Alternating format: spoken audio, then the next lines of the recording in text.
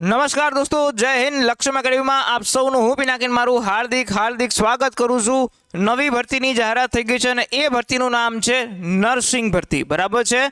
Specially Gujarat state electricity બોર્ડની અંદર નર્સની ભરતીની રિક્રુટમેન્ટ કરવામાં આવી રહી છે અને એ ભરતીની જે છે એ નોટિફિકેશન પણ જાહેર થઈ ગઈ છે.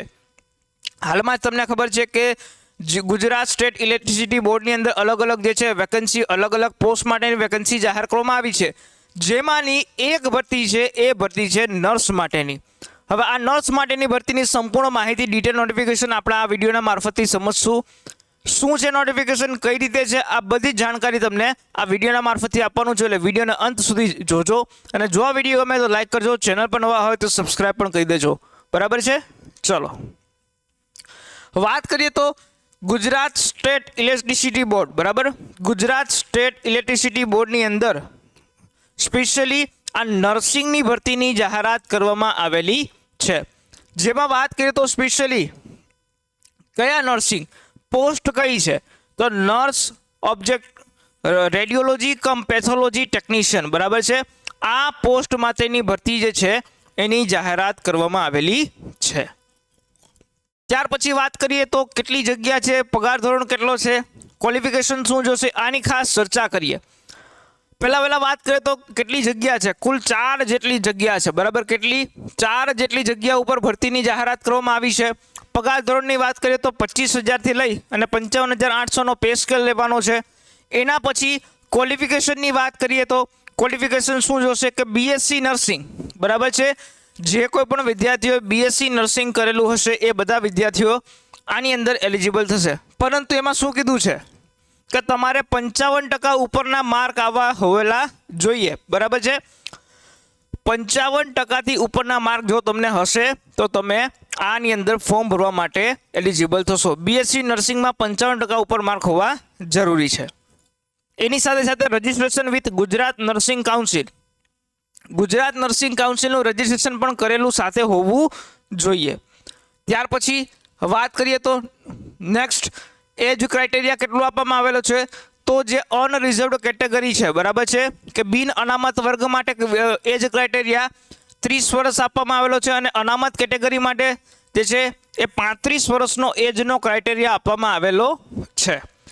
ત્યાર પછી નેક્સ્ટ વાત કરીએ તો અમુક જે કેટેગરીઓ માટે એજ રિલેક્સેશન પણ મળતું હોય છે. એ કેટલું એજ રિલેક્સેશન છે એની ખાસ ચર્ચા કરીએ તો પીડબ્લ્યુ કેન્ડિડેટ એટલે કે દિવ્યાંગ કેન્ડિડેટ માટે 10 વર્ષનું જે છે એ રિલેક્સેશન આપવામાં આવેલું છે. એના પછી ફિમેલ કેન્ડિડેટ માટે 5 વર્ષનું જે છે એ એજ રિલેક્સેશન આપેલું છે. એક્સ આર્મી માટે 10 વર્ષનું, અને અથવા તો જો કોઈ એમ્પ્લોય અત્યારે કોઈ પણ વિદ્યાર્થી અથવા કોઈ પણ માણસ જીયુવીએનએલની અંદર જોબ કરતો હોય એટલે કે એનો એમ્પ્લોય હોય તો એને 40 વર્ષ સુધીનું જે છે એ એજ રિલેક્સેશન આપવામાં આવેલું છે. અને મેક્સિમમ એજ લિમિટ અહીંયા 45 વર્ષ ગણવામાં આવશે એવું પણ અહીંયા ચોખ્ખું લખેલું છે. ત્યાર પછી વાત કરીએ નેક્સ્ટ તો કઈ જે છે એ સ્ટ્રીમની અંદર ભરતી છે, એટલે કે કયા કેટેગરીની અંદર ભરતી છે. તો એમાં વાત કરીએ તો એસટી કેટેગરીની અંદર 1 જેટલી ભરતી છે અને બિન અનામત કેટેગરીની અંદર 3 જેટલી ભરતી છે. આમ મળી અને કુલ 4 જેટલી ભરતી જે છે અહીંયા આપવામાં આવેલી છે. ત્યાર પછી વાત કરીશું તો આની તમે પરીક્ષાની જે છે એ ક્યારે ફોર્મ ભરી શકશો, આની પરીક્ષાનું ફોર્મ તમારે કઈ જગ્યાએથી ભરવાનું છે એની ખાસ ચર્ચા કરીએ તો આ ભરતી માટે તમારે પરીક્ષાનું ફોર્મ છે એ www.gseca.in ની વેબસાઇટ ઉપર જઈ તમારે ફોર્મ ભરવાનું રહેશે. આ પરીક્ષાનું ફોર્મ ભરવાની તારીખ જે છે એ 29/4થી શરૂ થવાનું છે. ક્યારથી?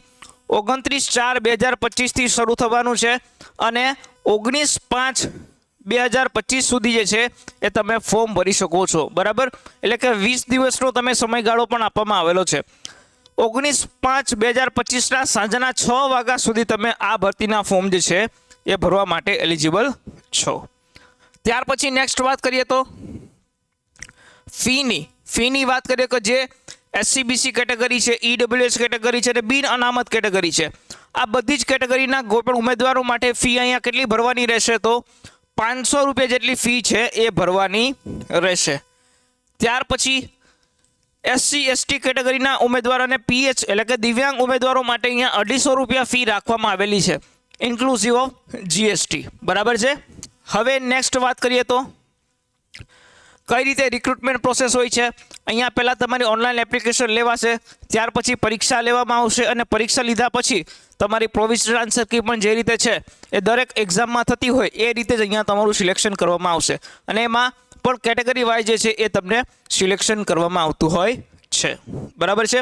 એના પછી ડોક્યુમેન્ટ વેરિફિકેશન થશે, ત્યાર પછી મેડિકલ કરવામાં આવશે અને આ બધી પ્રક્રિયા જે છે એ જનરલી બધી જ પરીક્ષાઓમાં થતી હોય એ રીતે કરવામાં આવતી હોય છે. હવે વાત કરીએ તો સ્ટેજીસ ઓફ રિક્રુટમેન્ટ પ્રોસેસ. બરાબર. એમાં પહેલાં શું હોય છે, પહેલાં તમારી એક ફર્સ્ટ યર એક્ઝામ લેવામાં આવશે, જે રીતે આરઆરબીમાં હોય છે કે CBT 1 CBT 2, એ જ રીતે અહીંયા પહેલાં 2 એક્ઝામ લેવામાં આવશે, જેમાંની પહેલી એક્ઝામ છે ફર્સ્ટ યર એક્ઝામિનેશન. આ એક્ઝામિનેશનમાં શું હશે તો આ એક્ઝામ તમારી 100 માર્કની હશે. બરાબર. અને આ તમારી CBT પરીક્ષા હશે. બરાબર. કમ્પ્યુટર બેઝડ ટેસ્ટ લેવામાં આવશે. કેવી? કમ્પ્યુટર બેઝડ ટેસ્ટ તમારી લેવામાં આવશે, જેમાં વાત કરીએ કે જેમાં એની અંદર જે અનરિઝર્વડ કેટેગરી છે, બરાબર, એટલે કે બિન અનામત વર્ગના ઉમેદવારે મેક્સિમમ 50 માર્ક લેવા જરૂરી છે. કેટલા? 50 માર્ક લેવા જરૂરી છે. અને અનામત કેટેગરીવાળા જેટલા લોકો છે એ લોકોએ મિનિમમ 45 માર્ક લેવા જરૂરી છે, તો જ તમે આ પરીક્ષાની અંદર પાસ થઈ શકો છો.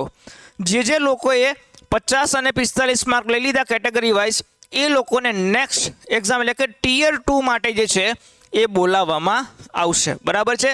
એટલે કે બીજી પરીક્ષા હોય છે તમારી ટિયર 2 એટલે કે સેકન્ડ ટિયર એક્ઝામિનેશન. એટલે કે જે લોકોએ 45 અને 50નો સ્કોર પાસ કર્યો હશે એ બધા જ લોકોને ટિયર 2ની અંદર બોલાવવામાં આવશે.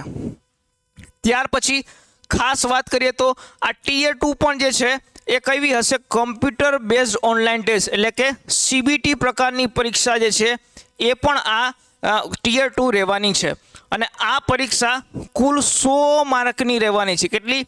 આ પણ 100 માર્કની રહેવાની છે. અને પરીક્ષાનું જે છે એ ભાષા ઇંગ્લિશ અને અથવા તો ગુજરાતી આ બંને જે છે એ રહેવાનું છે. ત્યાર પછી પહેલા ટિયર એક્ઝામિનેશનની ખાસ વાત કરીએ તો એમાં કયા કયા પ્રકારના વિષયો હશે એની ખાસ ચર્ચા કરીએ તો જેમાં સ્પેશિયલી એક 25 માર્કનું જે છે એ રિઝનિંગ પૂછવામાં આવશે, 25 માર્કનું મેથ્સ પૂછવામાં આવશે, 15 માર્કનું ઇંગ્લિશ છે અને 20 માર્કનું કમ્પ્યુટર છે અને ગુજરાતી ગ્રામર જે છે એ પણ 15 માર્કનું છે. અને આ બધી વસ્તુ થઈ અને તમારું પેપર કુલ 100 માર્કનું રહેવાનું છે, જેમાંથી બિન અનામત વર્ગવાળાએ 50 માર્ક લેવાના છે. બરાબર. બિન અનામત વર્ગવાળાએ 50 માર્ક લેવાના છે અને અનામત વર્ગવાળાએ મિનિમમ તમારે 45 માર્ક લેવા જે છે એ જરૂરી છે. ત્યાર પછી ખાસ વાત કરીએ તો સેકન્ડ ટિયરની વાત કરીએ. બરાબર છે.